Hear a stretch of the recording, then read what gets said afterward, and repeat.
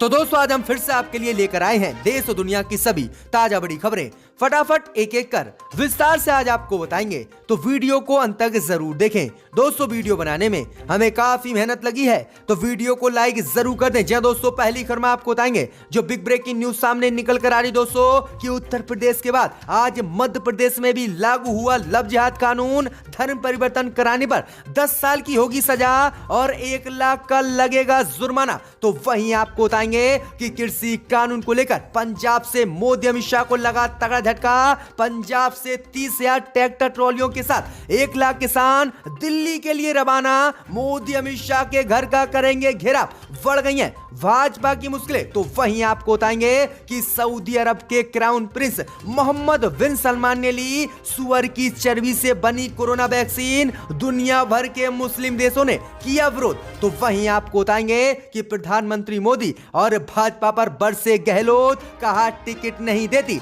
लेकिन सरकार गिराने में मुसलमानों का करती है भाजपा इस्तेमाल। तो वहीं आपको बताएंगे कि दिल्ली में भाजपा सांसद मनोज तिवारी को रोड शो करना पड़ा भारी। किसानों ने दिखाए काले झंडे और कार्यकर्ताओं को भाजपा के दौड़ा दौड़ा कर पीटा। तो वहीं आपको बताएंगे कि पंजाब के बाद अब राजस्थान के किसानों ने मोदी अमित शाह के खिलाफ खोला मोर्चा। राजस्थान के किसानों ने दिल्ली जयपुर हाईवे को किया जाम। तो वहीं हनुमान बेनीवाल 2 लाख किसानों को लेकर दिल्ली कूच पर निकले। भाजपा की बढ़ गई है मुश्किलें। तो वहीं आपको बताएंगे कि बिहार में बीजेपी जेडीयू में पड़ी फूट। बीजेपी ने तोड़े जेडीयू के 6 विधायक। तो बोले नीतीश ये गठबंधन धर्म के खिलाफ, भाजपा से ले सकते हैं हम अपना समर्थन वापस। तो वहीं आपको बताएंगे कि भाजपा सांसद स्मृति ईरानी को लगा तगड़ा झटका। इंटरनेशनल शूटर वर्तिका सिंह ने कराया मुकदमा दर्ज, लगाया है 1 करोड़ रुपए का आरोप। तो सभी खबरों के एक आपको बताएंगे, वीडियो को लाइक कर दें। इसी बीच बता दोस्तों पहली खबर की ओर जो बिग ब्रेकिंग न्यूज सामने निकल कर आ रही दोस्तों कि उत्तर प्रदेश के बाद मध्य प्रदेश में भी लागू हुआ आज से लव जिहाद कानून। धर्म परिवर्तन कराने पर 10 साल की होगी जेल। जी दोस्तों, आपको बता दें ये बड़ी खबर सामने निकल कर आ रही दोस्तों कि उत्तर प्रदेश की योगी सरकार ने हाल ही में लव जिहाद कानून को लागू किया, जिसके बीच आज खबर सामने निकल कर आ रही कि उत्तर प्रदेश के बाद आज मध्य प्रदेश में भी लव जिहाद के खिलाफ कानून बन गया है और इसको भाजपा सरकार ने मंजूरी भी दे दी है। और अब इसे 28 दिसंबर से शुरू हो रहे विधानसभा के शीतकालीन सत्र में पेश किया जाएगा। शनिवार को सीएम आवास पर कैबिनेट की बैठक में इस लव जिहाद कानून को हरी झंडी भाजपा सरकार ने दे दी है। वहीं आपको बता दें कि इस कानून के तहत वहला फुसकाकर, धमकी देकर, जबरदस्ती धर्मांतरण और शादी करने पर 10 साल की सजा का प्रावधान है और अपराध गैर जमानती होगा। धर्मांतरण और धर्मांतरण के बाद होने वाले विवाह के 2 महीने पहले डिस्ट्रिक्ट मजिस्ट्रेट को धर्मांतरण और विवाह करने और करवाने वाले दोनों पक्षों को लिखित में आवेदन देना होगा। वहीं आगे इसमें बताया गया है कि बगैर आवेदन किए धर्मांतरण करवाने वाले धर्मगुरु, काजी, मौलवी या फिर पादरी को भी 5 साल की सजा इस कानून के तहत दी जाएगी। वहीं आपको बता दें कि धर्मांतरण और जबरन विवाह की शिकायत पीड़ित माता पिता, परिजन या फिर गार्जियन द्वारा की जा सकती है। वहीं आपको बता दें कि अपने धर्म में वापसी करने पर इसे धर्म परिवर्तन नहीं माना जाएगा। पीड़िता महिला और पैदा हुए बच्चों को भरण पोषण का हक भी इस कानून के तहत दिया गया है और आरोपी को ही निर्दोष होने के सबूत पुलिस के सामने पेश करने होंगे। तो ये बड़ी अपडेट आ रही है, बड़ा कड़ा कानून आज मध्य प्रदेश की सरकार ने लव जिहाद के खिलाफ बना दिया है। तो ये बड़ी अपडेट आ रही कि यूपी के बाद मध्य प्रदेश में भी लव जिहाद कानून लागू हो गया है। इसी बीच बता दोस्तों अगली खबर की ओर तो कृषि कानून को लेकर पंजाब से लगा मोदी अमित शाह को तगड़ा झटका। पंजाब से 1 लाख किसान दिल्ली के लिए रवाना। 30 दिसंबर को विदेश से पहुंचेंगे पंजाबी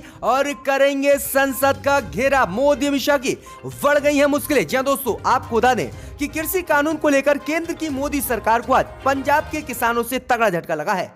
किसान आंदोलन को 1 महीना पूरे होने पर आज पंजाब से 1 लाख किसान 30,000 ट्रैक्टर ट्रॉलियों से दिल्ली के लिए रवाना हो गए हैं और ऐलान कर दिया है किसानों ने कि वह 30 दिसंबर को संसद का घेराव करेंगे। वहीं आपको बता दें कि आगे किसानों ने ऐलान किया है कि 30 दिसंबर को विदेशों से भी पंजाबी सिंधु बॉर्डर पर पहुंचेंगे और दिल्ली में किसान आंदोलन के समर्थन में विरोध प्रदर्शन करेंगे। किसानों ने साफ ऐलान कर दिया है कि मोदी सरकार ने अगर 27 दिसंबर तक कृषि कानून को वापस नहीं लिया तो वह 30 दिसंबर को विदेश के पंजाबियों के साथ 1 लाख किसान दिल्ली में घुसेंगे और संसद सहित मोदी अमित शाह के घर का घेराव करेंगे, जिसके बाद मोदी अमित शाह की मुश्किलें बढ़ गई हैं। बड़े ऐलान कर दिए हैं किसानों ने। वहीं आज मोदी सरकार के बातचीत के न्योते का भी किसान जवाब देंगे कि किसान मोदी सरकार से अपनी क्या मांग रखेंगे, वो भी आज किसान मोदी सरकार को शाम तक जवाब देंगे। किसान संगठनों की अब इस समय बैठक भी चल रही है। तो ये बड़ी अपडेट आ रही कि 1 लाख किसान दिल्ली के लिए रवाना हो गए हैं 30,000 ट्रैक्टर ट्रॉलियों के साथ। इसी बीच बता दोस्तों अगली खबर की ओर, तो सऊदी अरब के प्रिंस मोहम्मद बिन सलमान ने ली कोरोना की वैक्सीन। पूरी दुनिया में हो रहा है इसका विरोध। जी दोस्तों, आपको बता दें ये बड़ी खबर सामने निकल कर आ रही दोस्तों कि दुनिया भर में जानलेवा कोरोना वायरस का खौफ बरकरार है। इस बीच आज सऊदी अरब के क्राउन प्रिंस मोहम्मद बिन सलमान ने कोरोना की वैक्सीन ली है। क्राउन प्रिंस ने यह कोरोना वैक्सीन ऐसे वक्त में ली है जब कुछ मुस्लिम देश कोरोना वैक्सीन में इस्तेमाल जिलेटिन का विरोध कर रहे हैं। बताया जा रहा है कि जिलेटिन सुअर की चर्बी से बनती है और इसी को लेकर लगातार कोरोना वैक्सीन का बहिष्कार मुस्लिम देश कर रहे हैं। लेकिन सऊदी अरब के प्रिंस ने सभी के विरोध को नजरअंदाज करते हुए आज कोरोना वैक्सीन सऊदी अरब में ली है। तो ये बड़ी अपडेट आ रही है। इसी बीच बता दोस्तों अगली खबर की ओर, तो प्रधानमंत्री मोदी और भाजपा पर बरसे सीएम गहलोत। कहा टिकट नहीं देती लेकिन सरकार गिराने में मुसलमानों का करती है इस्तेमाल। जी दोस्तों, आपको बता दें ये बड़ी खबर सामने निकल कर आ रही दोस्तों कि राजस्थान के मुख्यमंत्री अशोक गहलोत ने केंद्र की मोदी सरकार और भारतीय जनता पार्टी पर आज जमकर हमला बोला है। अशोक गहलोत ने बीजेपी नेता जफर इस्लाम पर राजस्थान की कांग्रेस सरकार को गिराने की साजिश में शामिल होने का आरोप लगाया है और भाजपा पर हमला बोलते हुए कहा है कि बीजेपी मुसलमानों को एक टिकट भी देश में नहीं देती और मुसलमानों का इस्तेमाल सरकार को गिराने में करती है। अशोक गहलोत ने भाजपा पर दोहरा चरित्र दिखाने का आरोप लगाया और कहा कि मुसलमानों का सिर्फ इस्तेमाल भाजपा करती है लेकिन उन्हें टिकट नहीं देती। वहीं आगे अशोक गहलोत ने कहा है कि यूपी के अंदर 400 से अधिक टिकट हैं, बिहार में 250 के आसपास सीटें, बीजेपी एक टिकट मुसलमान को नहीं देती और नरेंद्र मोदी कल अलीगढ़ मुस्लिम यूनिवर्सिटी में कितना प्यारा भाषण दे रहे थे और तारीफ मुसलमानों की कर रहे थे, लेकिन उनको आखिरकार भाजपा टिकट क्यों नहीं देती है। तो ये बड़े सवाल जो है अशोक गहलोत ने भाजपा पर दागे हैं। इसी बीच बता दोस्तों अगली खबर की ओर, तो बिहार में बीजेपी जेडीयू में पड़ी दरार। बीजेपी में शामिल हुए 6 विधायकों पर बोले नीतीश ये गठबंधन धर्म के खिलाफ। जहां दोस्तों आपको बता दें ये बड़ी खबर सामने निकल कर आ रही दोस्तों कि अरुणाचल प्रदेश में जेडीयू के 6 विधायक भाजपा में शामिल हो गए हैं, जिसके बाद बिहार में बीजेपी और जेडीयू में फूट पड़ गई है और बीजेपी में शामिल हुए जेडीयू के विधायकों पर नीतीश कुमार सहित पार्टी के विधायकों ने बड़ा बयान दिया है। जेडीयू ने आज अहम बैठक बुलाई है और जेडीयू के राष्ट्रीय अध्यक्ष केसी त्यागी ने क्या है कि जो बीजेपी ने हमारे 6 विधायकों को भाजपा में शामिल किया है ये गठबंधन धर्म के खिलाफ है। उन्होंने कहा कि जब बिहार में बीजेपी और जेडीयू की सरकार गठबंधन में चल रही है और केंद्र में भी भाजपा के साथ जेडीयू का गठबंधन है, आखिरकार फिर बीजेपी ने हमारे साथ इतनी बड़ी गद्दारी क्यों की और हमारे 6 विधायकों को अपनी पार्टी में लालच देकर तोड़ा है, इसको हम नहीं भूल सकते और ये महागठबंधन के धर्म के खिलाफ है। तो ये बड़ी अपडेट आ रही कि जेडीयू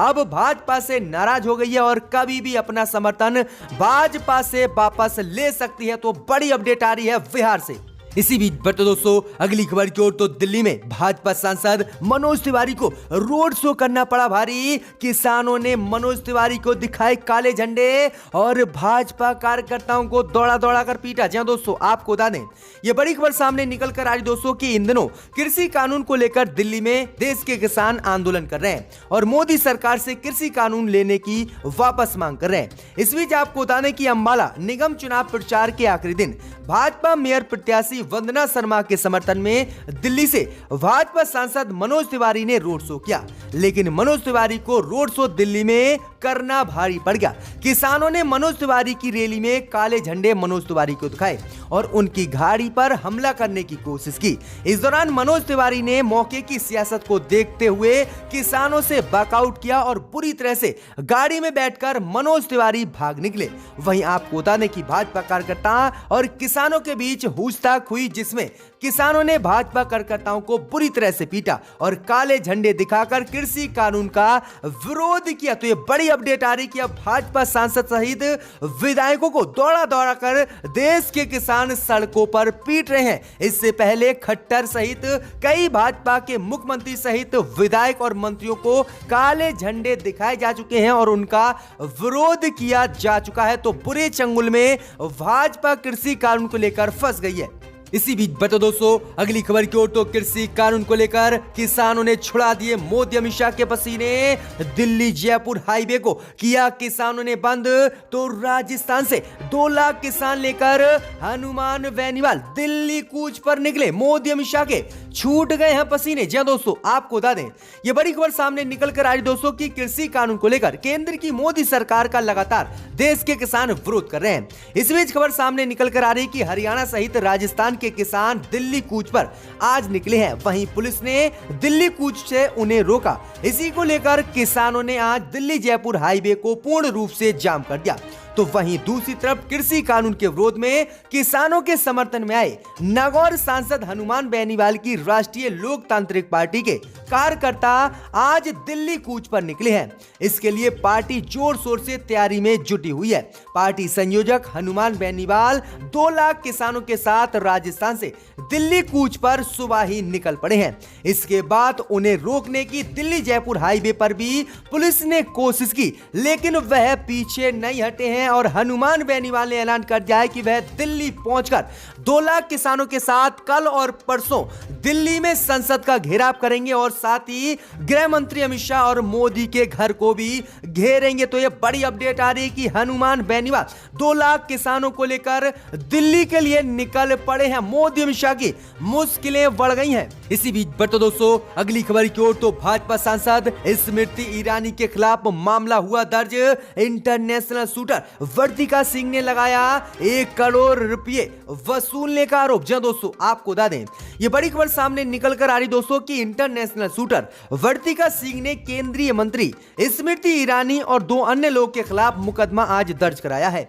शूटर वर्तिका सिंह ने स्मृति ईरानी पर केंद्रीय महिला आयोग का सदस्य बनाने के नाम पर 25 लाख रुपए की डिमांड करने का आरोप लगाया है। इस मामले को लेकर वर्तिका सिंह ने स्मृति ईरानी और उनके निजी सचिव विजय गुप्ता और डॉक्टर रजनीश सिंह के खिलाफ मुकदमा दर्ज कराया है, जिसके बाद 2 जनवरी को इसमें सुनवाई होगी। जी हां दोस्तों, आपको बता दें कि वर्तिका सिंह ने कहा है कि मुझे महिला आयोग का सदस्य बनाने के लिए स्मृति ईरानी ने 1 करोड़ रुपए की डिमांड की थी, लेकिन मेरा चरित्र साफ होने के बाद स्मृति ईरानी ने 25 लाख रुपए फिरौती मांगी थी और उन्होंने फिरौती देने से मना कर दिया, जिसके बाद इंटरनेशनल शूटर वर्तिका सिंह ने स्मृति ईरानी के खिलाफ ये मुकदमा दर्ज कराया है। तो ये बड़ी अपडेट आ रही कि भाजपा सांसद किस तरह से करोड़ों रुपए की फिरौती मांग रहे हैं। इसी बीच बता दोस्तों अगली खबर की ओर, तो कृषि कानून को लेकर किसान आंदोलन से अब तक रेलवे को हुआ 2400 करोड़ का नुकसान।